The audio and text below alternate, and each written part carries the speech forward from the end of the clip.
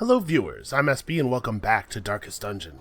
So things are going well-ish. One thing I want to make sure we do before we move on is grab anybody in the stagecoach who happens to be level 3.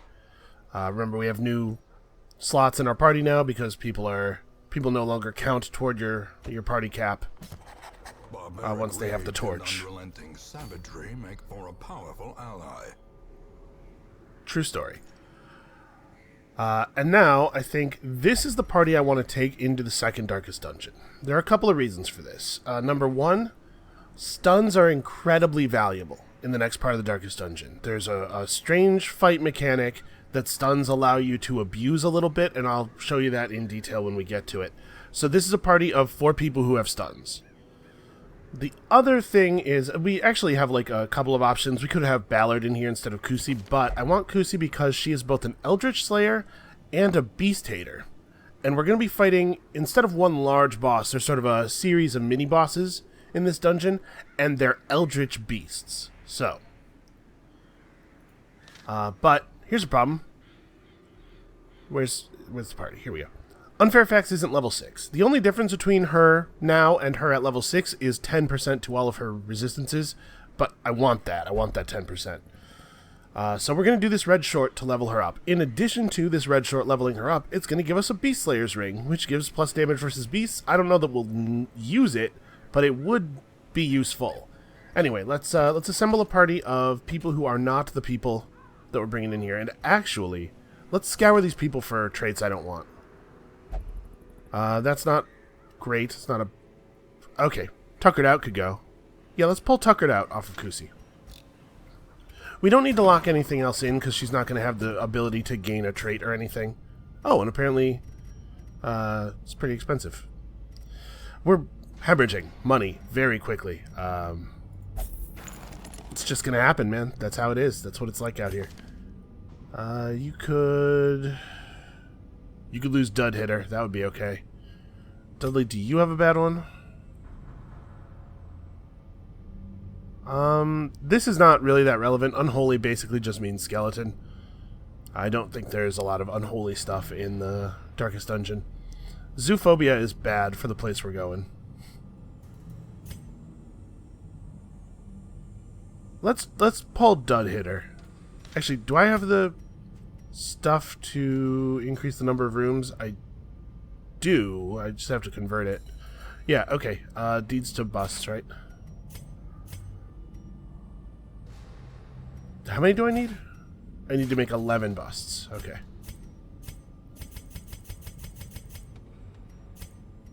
Yep, that's the number. Okay. Oh, that increases the medical ward slots. Then I have to increase these two. Well, we're not going to be able to do that. Whatever. It doesn't... It's not totally ideal because I'd like to pull both of those traits, but it doesn't really matter that we can't... that we wasted heirlooms because we don't need them for stuff anymore. So I guess I would rather pull Dud Hitter, I think.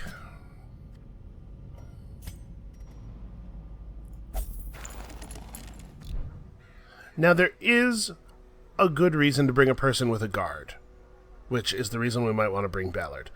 I'm gambling instead on increased damage output and just killing the monsters. I'm really hoping that turns out to be sensible. Alright, so who wants to go with her and guide her to safety? Let's put in some people who we know we will not be reliant on in the future. And also... need Power and Cruel to both survive. You're pretty good. I mean, a second healer, I guess, would not be terrible.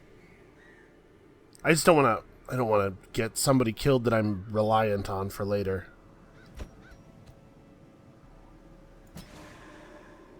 The canine unit. Okay. Yeah, and we all have reasonable traits. We can even keep the Eldritch Slayer ring on because most of the things in the Cove are Eldritch. We do need to take Elise's gear back. And just give it directly to Unfairfax, I guess? And then you can take... We just need damage on her. I'll give her this. And... a focus ring, maybe? We could probably afford to give her minus 50% healing skills. Especially since the Houndmaster doesn't have his spiked collar on. Yeah, okay. Let's get this done pretty quickly. So we're all traded, we're all max level skills and stuff. Everybody's got the right weapons and armor. Okay. As we've learned... Ooh, wow. Oh, wait a minute. If I do this, the Fanatic might show up. Let's back it up. Let's take people who aren't all vampires. That actually doesn't give us a huge number of options. What if we go for you, and then we take the non-vampire? Yeah. Boy, oh boy, do I not need to run into the Fanatic right now. That that would ruin my day. I'm glad I caught myself. So let's take these off of you and just give them to him. I think that's fine. Plus speed on the leper is always good.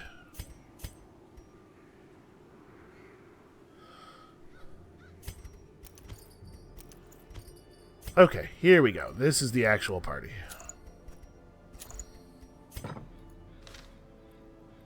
Alright, 2 people in the medical ward getting treated.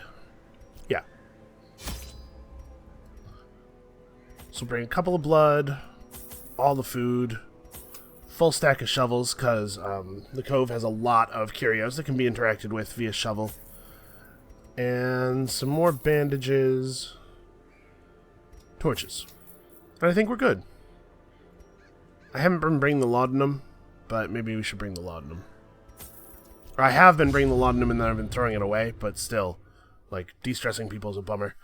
We may run out of money before, at this rate of spending, before we are finished with the Darkest Dungeon. If that happens, it's okay. We can run some additional dungeons. Maybe take our level 3s into some yellows for a little bit lower risk.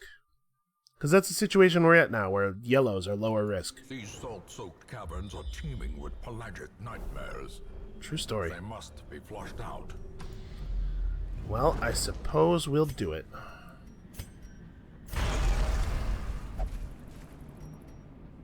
Let's see what's in this fish. It's a high-value fish.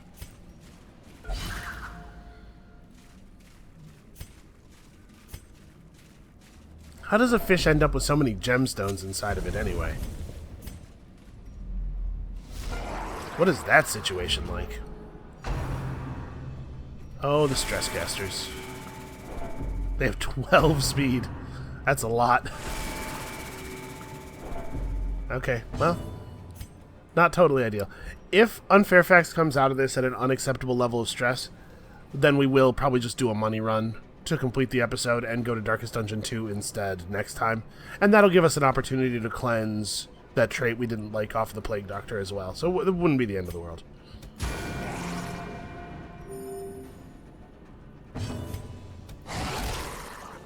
Stick the bleed? Aw. It wasn't very likely that the bleed was going to stick, but it would have meant Grentimesnil could start in on the Savage. Wow, 10? You can do 10 damage? I would have thought that would be below the low end of her damage range. Okay, that's not awesome for us, but it's not as bad as it might seem either. The thing that's scariest about him really is the bleed that he inflicts, and that obviously doesn't scale with plus damage. We're going to go for a stun. Try to keep him from making use of that buff in any case. And he's at 50% prot. I think we're probably justified to pull an Intimidate here. Lower his prot for everybody for next turn.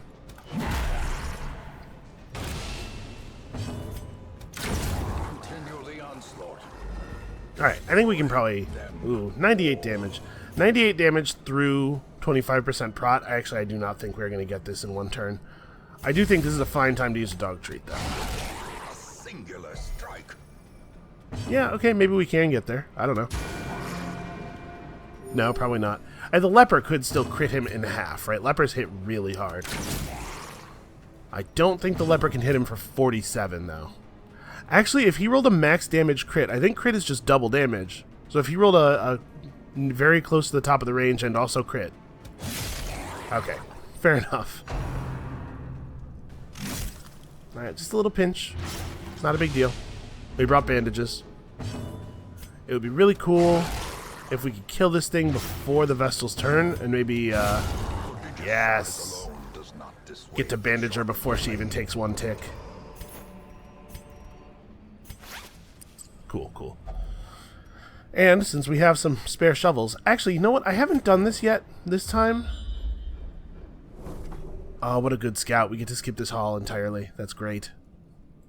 I haven't done this yet this time, but I figured this out accidentally one time. I can't remember who you're supposed to do it on. Oh, we'll keep the Vestal targeted. We'll see. The giant oysters like dog treats. And he gives you a buff. That's pretty weird. I don't remember why I tried that. Oh, I think it was because I was planning to drop the dog treats anyway soon. But that was neat to find out. Okay, not a very good map, really.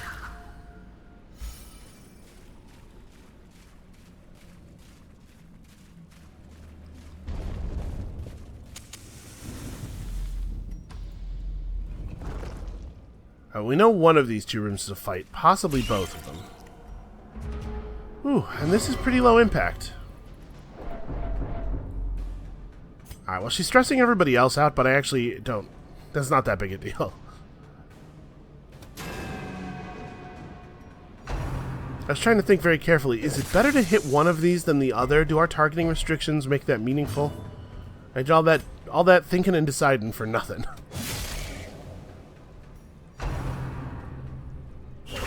Such a terrible assault cannot be left unanswered. Yeah, we'll bandage that too. Annihilated. Alright, there we go.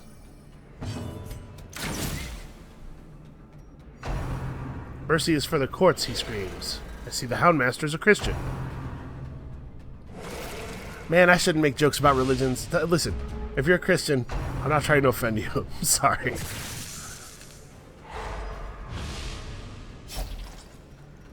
Let's bandage that off. Oh no, don't waste your turn though. Ah, I was spam right-clicking there trying to get it to work. Crap. Well, it's not totally ideal. Press this advantage. Give them no quarter. I'm not talking through my combat decisions very much because I think at this point you guys probably know the logic that I'm using to make those decisions. Can I bandage this turn? No. Is she really going to waste her turn again? Oh no, okay, she's going to de-stress. That's cool. Alright, let's get some of that aggressive self-healing. Their formation is broken. Maintain the offensive.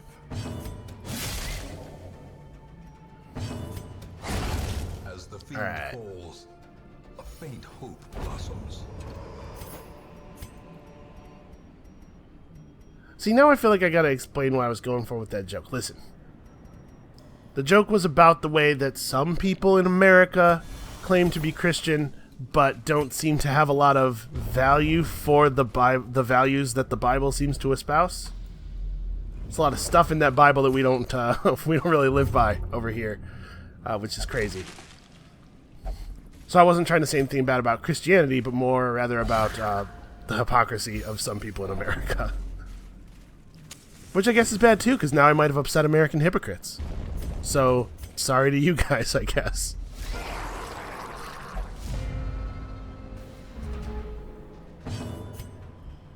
Alright, this sucks. This fight's gonna hurt. We definitely want to focus down the stress caster first.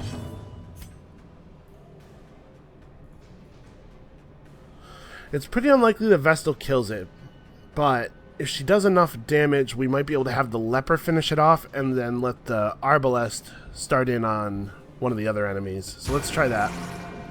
Yeah, the leper, 5 damage. I don't know if the leper can do 5 damage with this. Oh, probably actually.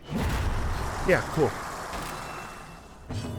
Okay, so what are we better off trying to do? We could try to kill this guy, or we could try to get rid of... Well, these guys do leave corpses. I was thinking for a moment these guys didn't leave corpses, and that killing him would just move him forward, and we wouldn't have to worry about the spearfishing. But that's not right. These guys do leave corpses, so attacking him first is not the better play no matter what. Alright, and if we're lucky, this will be the end of the dungeon. I don't feel bad taking 7 stress into a dungeon. Uh-oh. Okay. Our Vestal did not gain any stress. I feel like Grentimesnal just almost always uses Intimidate now.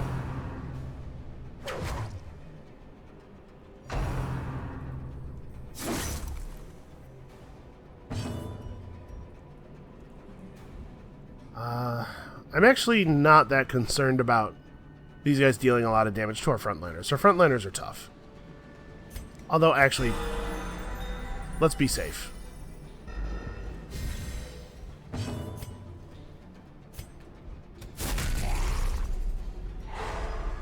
Alright, we'll try to take out the Stinger. Man.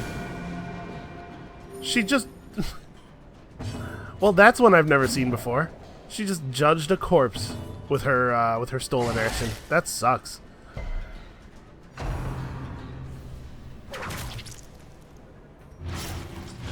Alright, the Arbalist should be able to do this.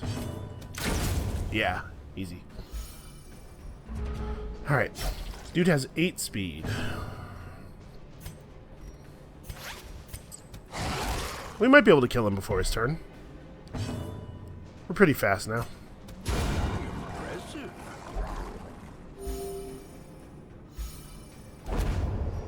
Wow. Wow, that's a lot of gold. No scouts. Why don't we eat a bunch of food? We certainly don't need to have this much food. And then also I will drop the bandage. Okay. Alright, we're not done. The final room does have a fight in it. That's fine. Hacks laden with loot. Huh. Often low on supplies.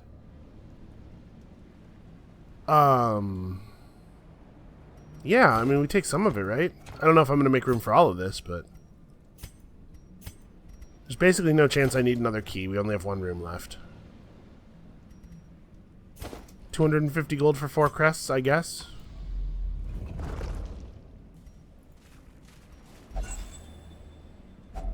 A handsome reward for a task well performed.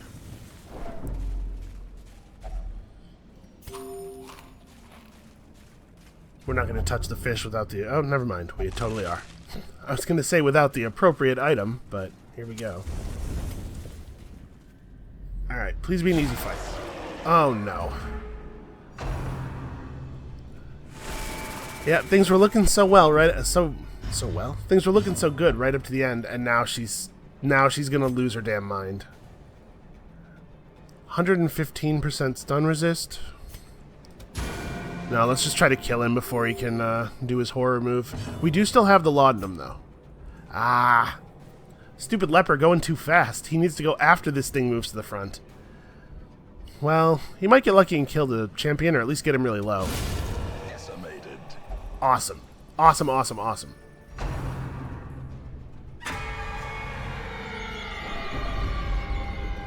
She's dodging everything. The abyss returns even the boldest gaze.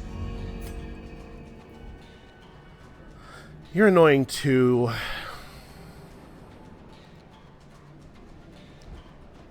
And we're gonna be able to kill the Tide Master a lot faster than we can kill that thing. Yeah. The Arbalist and the Houndmaster working together should be able to kill the Tide Master. Or actually, the Arbalist had it by herself.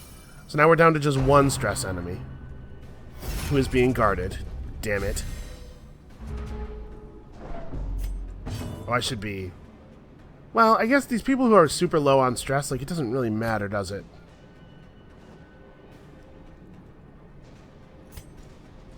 Yeah, but I'm saving such a tiny amount of gold by not using them. Really? Bummer. Alright, him we might be able to stun. torchlight gains purchase, spirits are lifted, and purpose is made clear. This poor arbalist.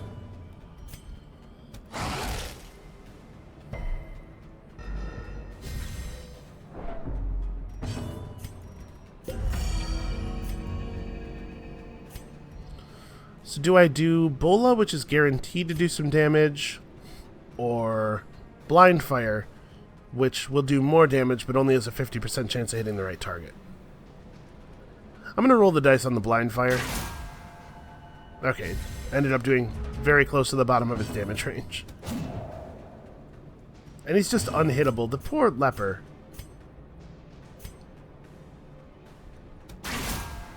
Okay, that was better.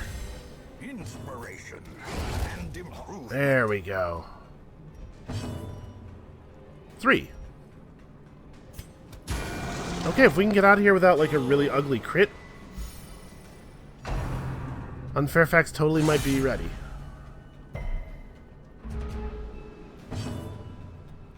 I imagine, by the way, that we're going to have to take down the Fanatic at some point. I bet he can show up in the courtyard. But one problem at a time. I do not want to deal with him right now. That actually probably should have been a stun. In fact, we should definitely lay out the stun. Alright, lots of big crits from everybody. That's nice. Let me make sure I have my map. I drew a map of this one, too. Drew is a big word. I cobbled a map together out of screenshots. Sorry, just getting stuff ready on the other monitor for the difficult part.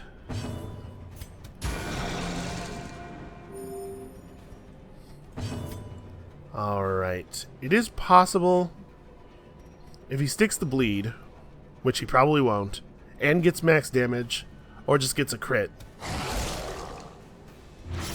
Oh, he did stick the bleed, though. So, okay, this thing's dead now. I guess we may as well just spend the rest of the round healing. Everybody's got to heal, so...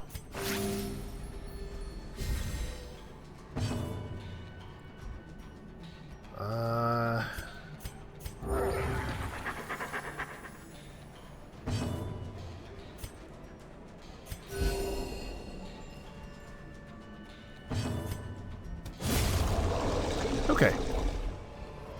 And then aim for trying to get a crit at the very end there, you know? But a victory nonetheless. That was pretty good. It makes me a little nervous when things...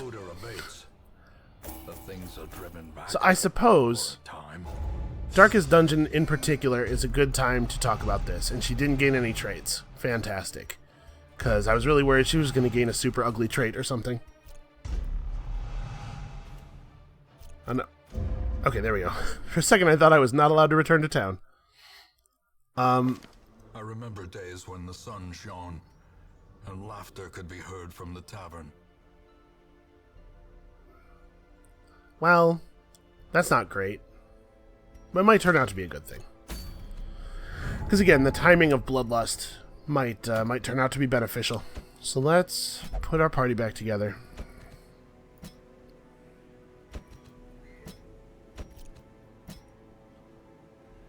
It's a lot of blood.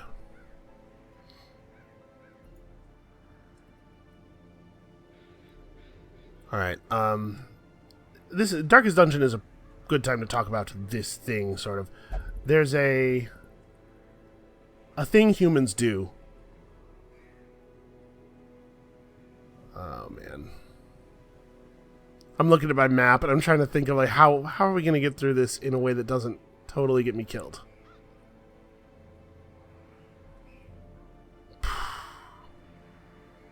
Alright. I know what we're doing. There's a thing humans do with probability, though, and I'm doing it a little bit. Campaign needs his skills leveled. When I say, oh, things went well there, so I'm nervous. Now I think things are not going to go well in the future.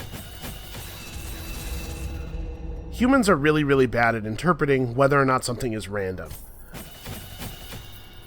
Because we let our idea of fairness interfere with our understanding. We think if there are, if we roll a 4-sided die 4 times, each face coming up 1 time in that 4 feels pretty fair, right? But that's not more random than, or more likely, whatever the best way is to put it, than the same face coming up 4 times. Any string of 4 results is equally likely. As long as you're, positionally independent and everything. But it doesn't feel right to us, and we're very bad at allowing our brains to take over and not worrying so much about how things feel. Okay, so let's talk about this. The Talisman of the Flame. We received 3 of these from the last quest as part of the quest reward. Revelation is the name of an attack that the mini-bosses in this part of the dungeon have. It is a really, really crappy thing. It sucks a lot to be hit by it. This makes it not hurt, but we only have 3 of them. So one of the reasons you might want to bring, say, a Man-at-Arms instead of a Hellion is so that you can have the Man-at-Arms defend the person who doesn't have the talisman.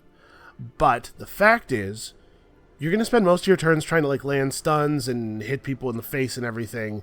You're not going to use the guard that often anyway, or at least you're not going to want to, because you want the fights to be over quickly. So I'm just going to roll the dice. That never doesn't work, right? We always feel good rolling the dice. Things always turn out well. So let's figure who's getting these. The healer definitely gets one.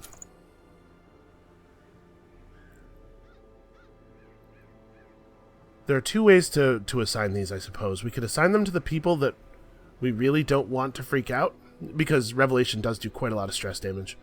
Or we could assign them to the people who don't get quite as much value from other trinkets.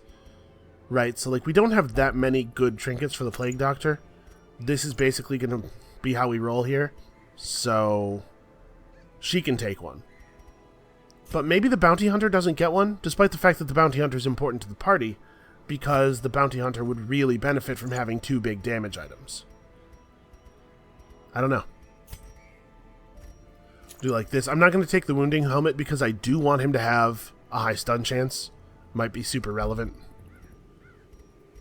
So what, speed and damage? Or maybe this. And I'm thinking also an Eldritch Slayer's Ring. Not everything is Eldritch, but we're going to see a lot of the enemies from the last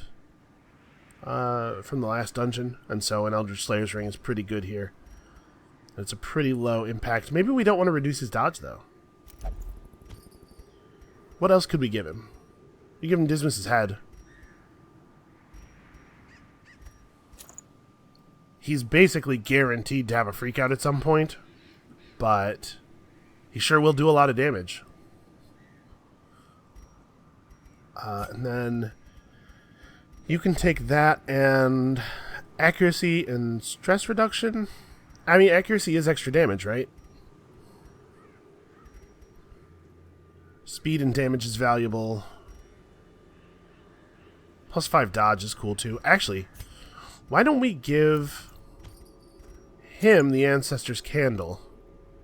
And that way he has a slightly higher chance of dodging the Revelation, which is the thing you can do, I believe. And we'll give her Dismas's head.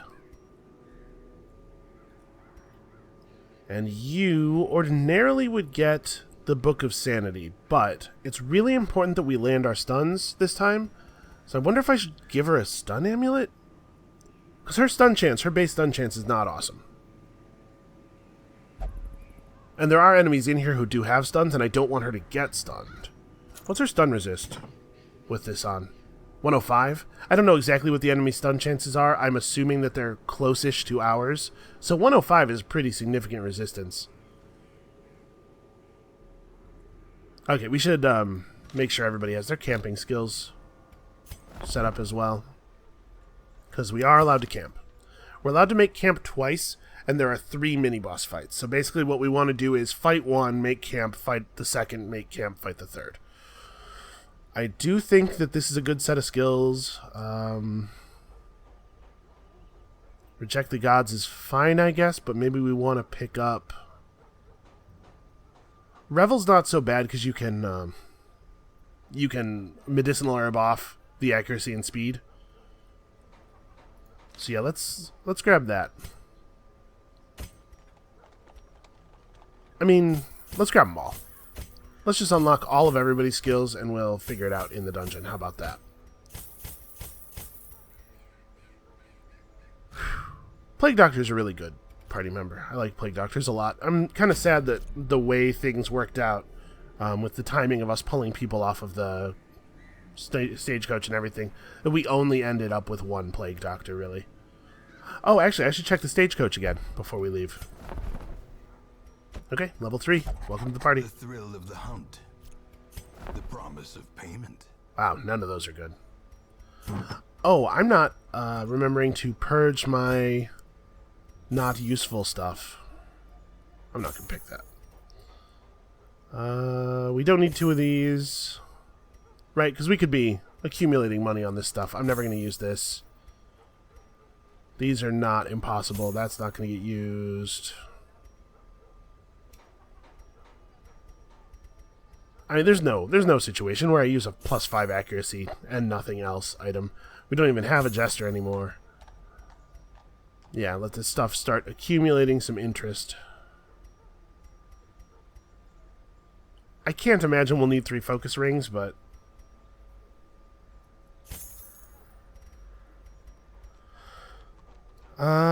yeah. Okay. I'm not hesitating because I'm scared. I'm hesitating because I want to get things right, but also I am scared.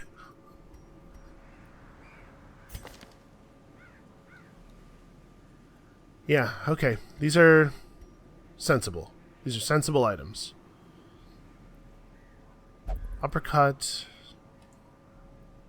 Uppercut can only hit the front 2. Maybe I want to do this so that just that I have a stun on any slot. Your equip skills are right, yours are right, and yours are right. You don't really have a lot of options. Actually, we could do this. Oh, I didn't buy up all your skills. I should do that. We should have probably all of everybody's skills, just in case.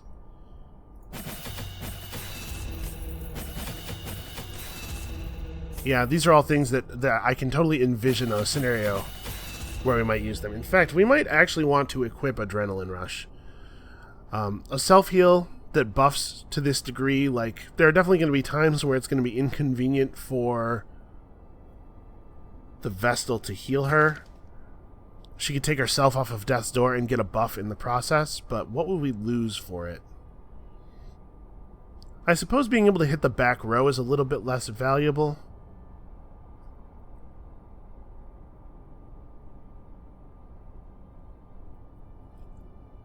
Hold on, let me look at my map. Yeah. So the deal with the mini bosses is they're all 2 spaces wide. So we'll never need Iron Swan because we could always hit them with If It Bleeds. So this might actually be a good idea. And they will both bleed and blight us. So it's something worth considering. Although, yeah, that's fine. That's fine. I like this. I'm really not going to change her skills. Like, definitely for sure not going to change her skills, so... Even so, I'm thinking that now, but... Let's not have a situation where I get in the dungeon and go, oh my god, if I had that skill.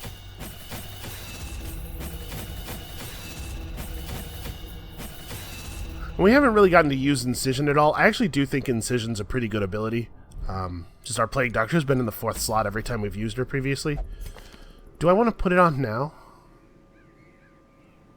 Noxious Blast does not allow us to blight the mini-boss if it's in the back 2 slots, so we probably do want to keep Plague Grenade. Obviously, Blinding Gas is important, and Battlefield Medicine is a multi-target blight and bleed cure. Yeah, I think we're going to do without, but it's good to have it available. As you can see, we're tearing through all that money we saved up. This is what I was saving it for. Alright, let's go. Yeah, I know. Yeah, I know. You don't have to tell me. So, We all have trinkets, we all have skills, we all have... sorry, I'm like quadruple checking. I'm just...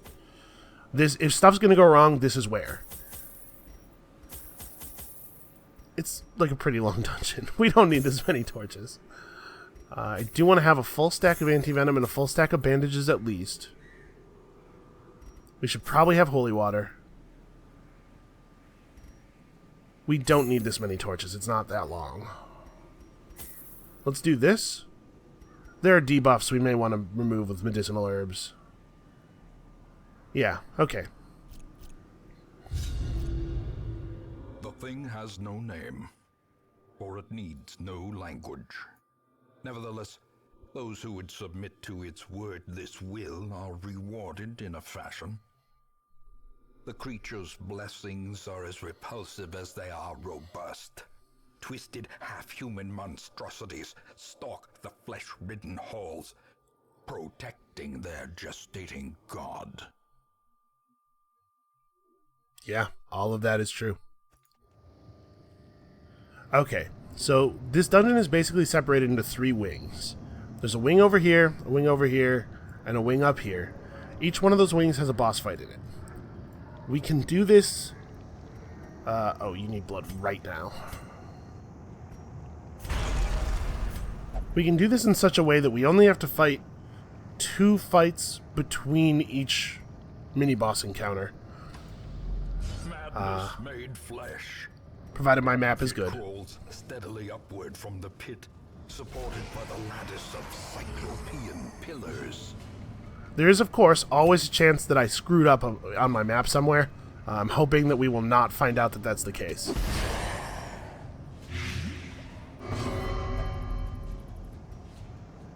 Well, yeah, like everywhere, all over this place.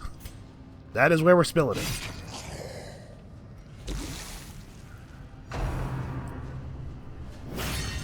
Okay, very annoying. Very annoying thing to do.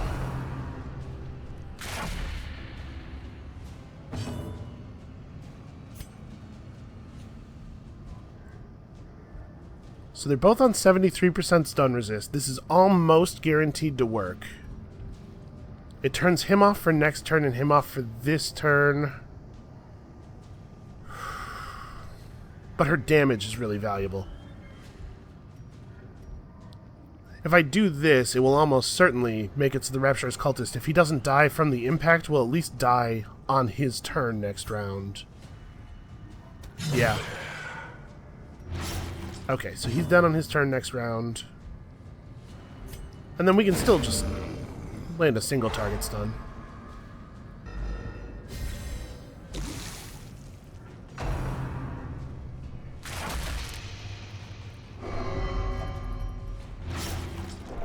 Alright, we have to be a little bit more judicious with our bandages this time, but we do have a Plague Doctor.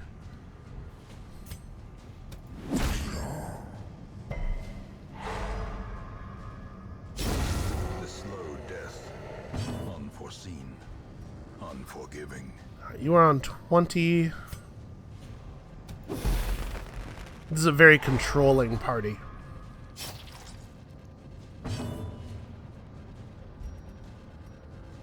I think I'm okay to wait for the Plague Doctor to peel her bleed next turn. I want to save the bandages for more of an emergency.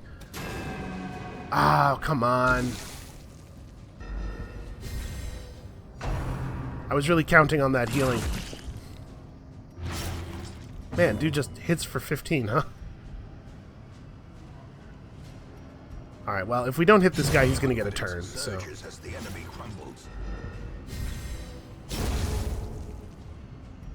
Things are already going a little bit less well than they did last time. I'm debating use of bandages, because he's kind of low already. Oh man, we left it at 1. And we really do need to do this.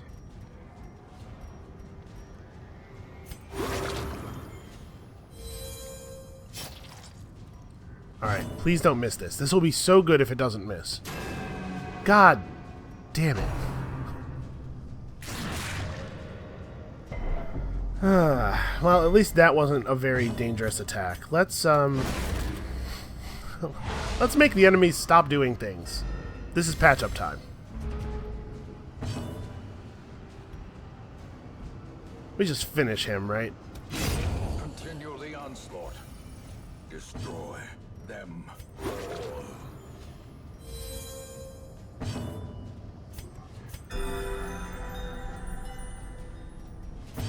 We do have quite a bit of food, but we do need also to be sure we can camp twice in an effective way, so...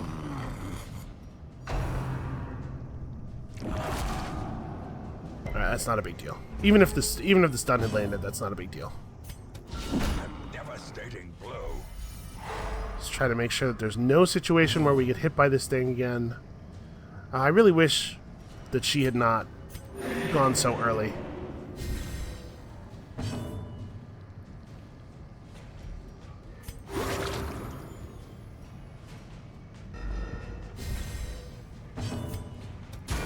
Okay, there we go. We need to end the fight this round. Their formation is broken. We're out of stalling time. Maintain the offensive. Not great. Not that great.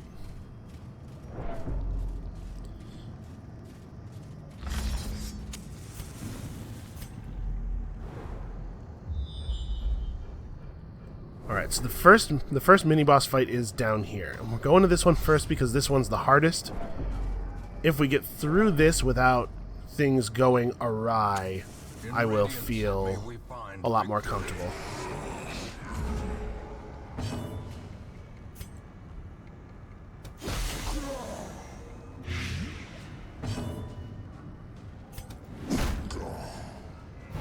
Okay, that's by far the most dangerous enemy in this encounter.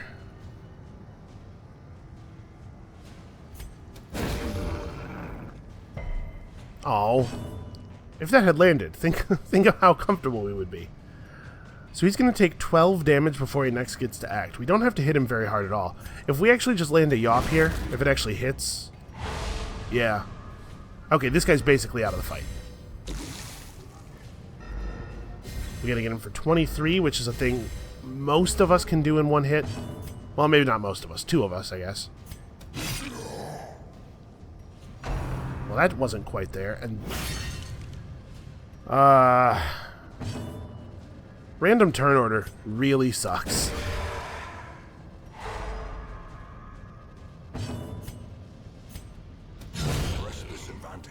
Okay, there we go.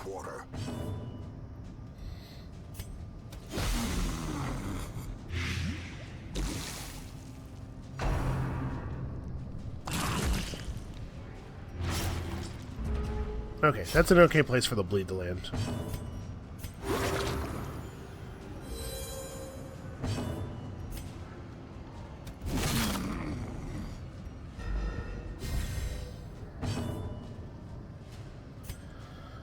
So this is the easiest wing of the dungeon, I think. With the hardest little boss fight at the end. As the fiend falls, a faint hope blossoms. We will potentially have buffs to help us get through the next wing. Obliterated. Alright, well I would have liked a little bit of time there, but that's fine. A trifling victory, but a victory nonetheless. It would be really cool if he did keep Bloodlust through to the fight. It's in this room. Okay. I don't remember if they have any light affecting things. I'm just going to torch. As the light gains We're purpose, also going to eat.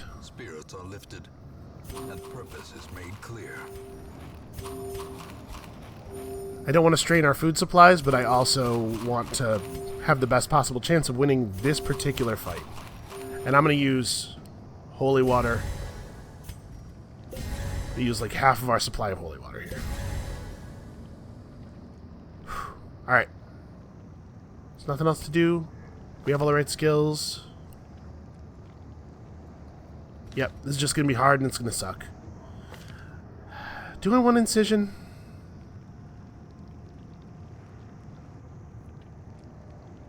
Incision allows her to deal some like actual upfront melee damage, which is important for finishing things off quickly, but no, I think let's stick with what we have. I want to be able to blight both positions. So yeah, these guys are terrifying.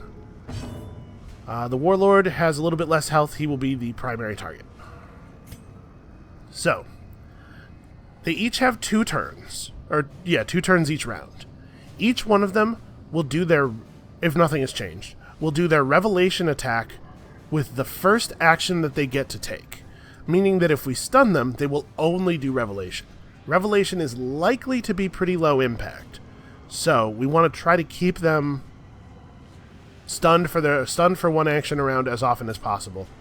We don't really want to try to stun them 2 actions around, even if stun resist would work out. It looks like that would work. But I think we want to have the bounty hunter, like, go in on this guy. We'll let these 2 handle the stunning at first. We gotta get damage. The Plague Doctor's stun chance is ridiculous. 140 plus 40? Yeah. Damn it. He's at 98%. I think that had like an 80% chance of landing. Alright, what is she at? She's at 140 plus 20. Okay, so it only had like a 62% chance of landing. Still pretty good. Just bad luck that it didn't happen. And of course the first Revelation hits the guy who doesn't have a torch. I don't think they specifically try to target people without torches. I think that was just bad luck. And that missing was just good luck. Yeah, see. I think Revelation can crit, and if it crits, it still does have the chance of doing some extra stress damage.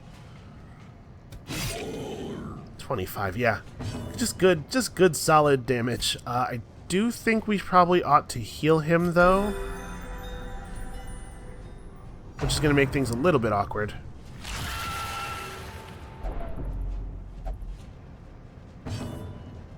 Bad luck should just be called luck.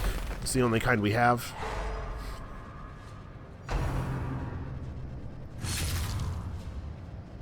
What is your speed? Wait a minute, the Impaler has 5 speed and it got to go twice before our 7 speed Hellion? Really? That's not cool. Well, unfortunately, there's nothing we can do to prevent this guy from attacking, and if he kills our bounty hunter, we just have to leave. There's no way we can continue. We could hit him, but we can't hit him for 60, even on a maximum damage crit. So I'm instead going to try to stun this guy out of his first action for next round. Nope, of course not. We're having some really, really bad luck. Yep. Really, really bad luck. Like, incredibly bad luck.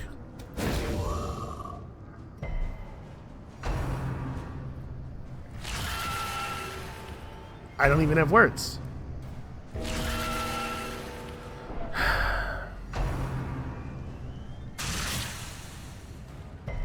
And they're both slower than our entire party.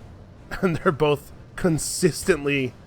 they are consistently getting 3 of their 4 turns before a lot of us, even though they're both of their dice rolls are slower than us.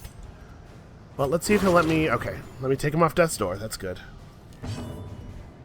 The ground quakes. That's also good.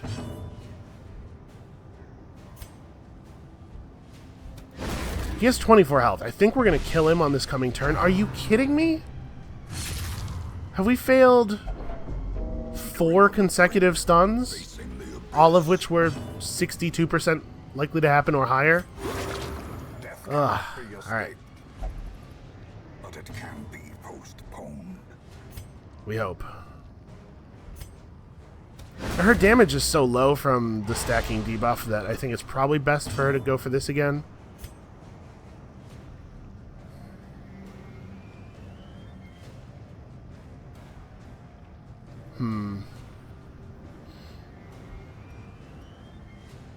They're low enough on health that a heal on them probably wouldn't take them out of the range of being knocked to death's door instantly by any attack. So healing them is maybe not a huge... Let's try to get another stun off. Okay, so we're only going to have to endure the 2 revelations. Damn it, you couldn't stay stunned until after the bounty hunter's turn. The bonus damage, man, it's like 60% extra damage. He could still get this if he crits. He didn't crit. Okay. Alright, that's fine. Fingers crossed that they don't both do Revelation on the Bounty Hunter. Oh, he's dead anyway, actually. Took him to death's door and gave him a heart attack. Okay. Well, we lose. So now we have to run, right? I can't change your abilities in combat. There's no way we can go on.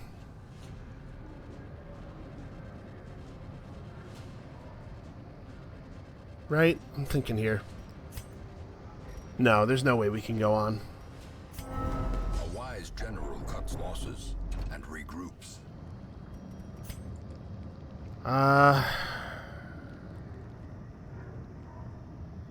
Does it mean anything for us to go back and camp before we leave the dungeon? I'm not sure. Because we're going to take stress from retreating from the dungeon, and also somebody dies. Yeah, so I went there with a strategy that has a little bit more variance in it than like the Man-at-Arms strategy, but also the expected value of that strategy was pretty high, and we just got incredibly bad luck over and over and over and over again, like comically, ridiculously bad luck. So, who dies? I'm thinking it's probably Dudley, unfortunately. Right, this is a high-value Hellion. Even if we don't bring her back here, in the third Darkest Dungeon, she would be very, very good. And we can't really afford to lose a Vestal. Alright, let's camp. Circle in the dark. The battle may yet be won. Oh, we retreated from the fight, too, so we lost those trinkets. Yeah, this is bad. This is like maybe lose the game bad. We really do not have a lot of deaths left on our death counter. Sanctuary so we don't get ambushed. And I'm just going to try to bring people's stress down as low as possible before we leave. I don't know that it's going to matter, but it could matter, right?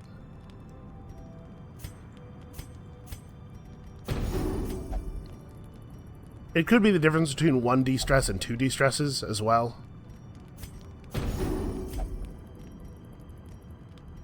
Because the stress relief activities are not perfectly effective. And then it doesn't... I should have done this to... Yeah, whatever, we'll do it now. And then we'll just use a lot of de-stresses on her. We have one more camp that we can do. A blazing star is born.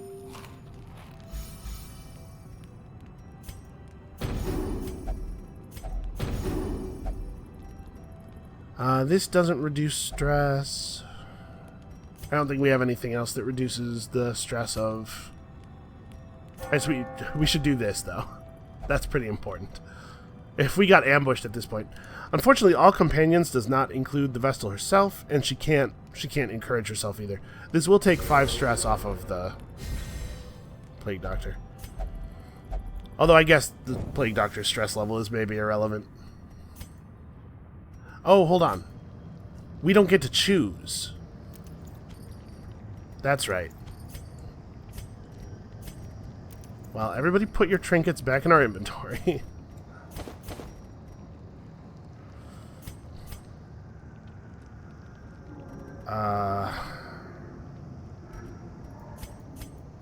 Okay. For some reason, I thought I had started with Kusi's trinkets.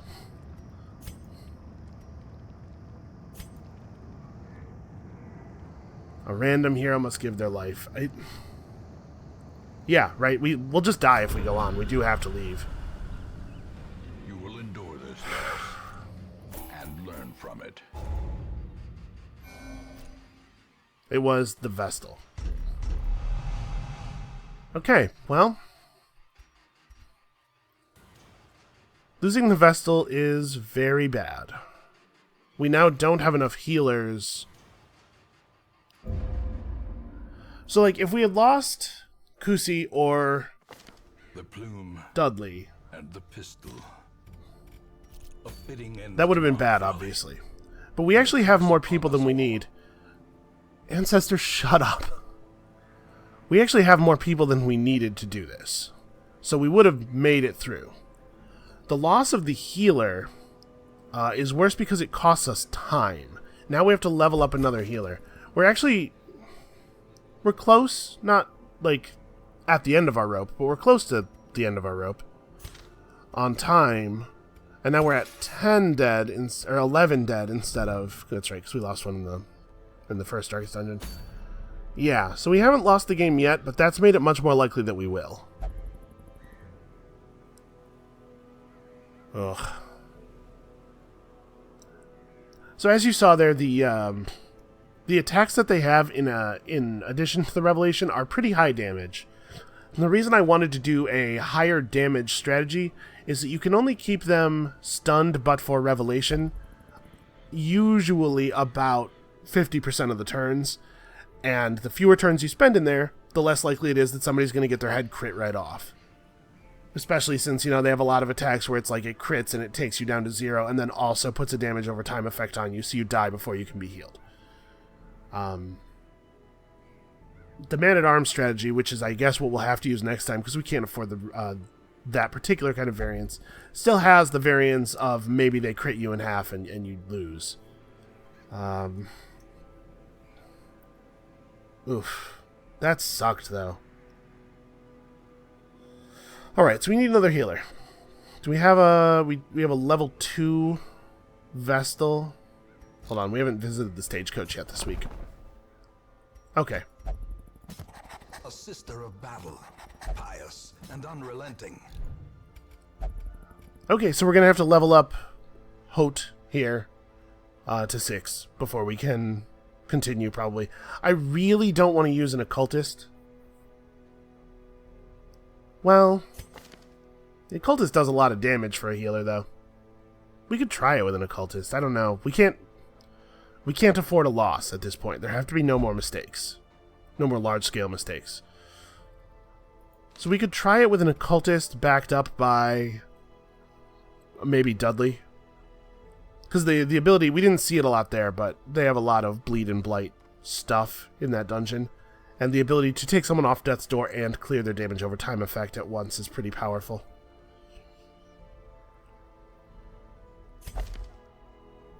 But I mean, our healer doesn't have... Well, we do actually have a stun. And that's 130% at level 3, so it'll be 150 probably at level 5. Yeah, we could try like a second rank... Try a second rank occultist and you, and then maybe a bounty hunter in the 3rd slot using smoke bomb as a potential stun, and Dudley in the back. It's possible. I don't know what we're going to do with this flagellant. It seems like bringing a flagellant would be a good idea because Redeem is super good, but I don't know. We'd have to go for a slightly different party composition then, and you don't have a stun. So we really wouldn't want to run that with an occultist, because that would mean 2 of our party members couldn't stun. Damage output would be really solid, though. Maybe that's fine. Maybe we just race them down. The fight that we were in has 2 of the mini-bosses. The other, that's the most difficult one. The other 2 mini-boss fights, it's one of those mini-bosses and then 2 other enemies. If we could just get through 126 HP on that one guy quickly, that pretty much ends that fight. Yeah, maybe a higher damage strategy is... And we have Dudley for healing. We have 2 other sources of healing, but neither of them are reliable. I don't know. I'm not going to decide now. I'm going to think about it. So, I guess that's going to be the end for today. Oof.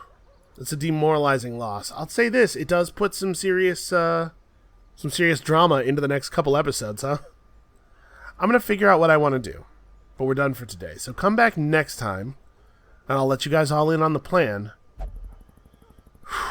And hopefully things will go a little bit more in our favor next time we step in there. And we'll see you then.